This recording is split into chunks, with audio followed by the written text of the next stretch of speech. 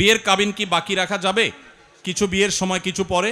বিয়ের কাবিন বলতে এখানে মহর বুঝাইছেন। বিয়ের মহর বাকি রাখলে বিয়ে হয়ে যাবে, বিয়ের মহর বাকি রাখলে বিয়ে হয়ে যাবে, কিন্তু মনে রাখতে হবে বিয়ে করে মহর বাকি না রেখে নগদ আদায় করে দেওয়াটাই উত্তম। ফাতেমা রাদিয়াল্লাহু তাআলা আনহার বিয়ের সময় আলী রাদিয়াল্লাহু তাআলার উপরে যে বিয়ের মহর ধার্য করা হয়েছে, ফাতেমা রাদিয়াল্লাহু তাআলা আনহা নিজে প্রিয় নবী সাল্লাল্লাহু আলাইহি ওয়াসাল্লামকে তার বাবাকে বলেছেন আমার বিয়ের মহর যেন আগে পরিশোধ করে দেওয়া হয়।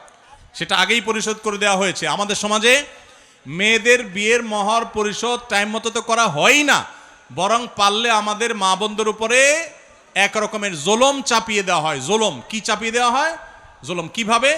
মহর তো দেওয়ার নামগন্ধ নাই, ধরে 10 লাখ 20 লাখ 30 লাখ, আপনাদের চিটাং এগুলো আরো বেশি, 20 লাখ 50 লাখ 1 কোটি টাকা মহর ধরে, ওই ছেলের পেটে পাড়া দিলে 10 টাকার নোট বাইর হবে না, কিন্তু মহর ধরে কত?